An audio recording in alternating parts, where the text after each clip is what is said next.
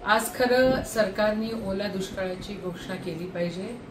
विदर्भ आणि मराठवाड्यातला शेतकरी अतिशय त्यांची हालत बिकट झालेली आहे। अतिवृष्टीमुळे जास्त पाऊस पडल्यामुळे जे पीक हातात येणार होतं, जो घास तोंडात जाणार होता, तो हिरावून घेतलेला आहे आणि भरपूर ठिकाणी फक्त पीक आणि शेतीचं नुकसान न होता अजून जनावरांचं पण नुकसान झालेलं आहे। मला गंमत वाटते या सरकारची, सगळ्या गोष्टींसाठी पैसे आहेत, ऍडव्हर्टाइज, बाकीचे टेंडर्स, काय काय घरातलं डेकोरेशन, पण बाबांनो शेतकऱ्यांकडे तुम्ही नाही बघत आहात। निषेध आहे या गोष्टीचा, शेतकऱ्यांकडे बघण्याची गरज आहे।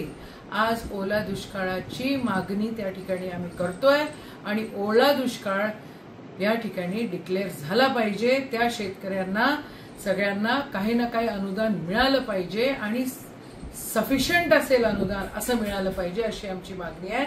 ओला दुष्काळ घोषित करा, नाहीतर तुमचा निषेध आहे। जय हिंद, जय महाराष्ट्र।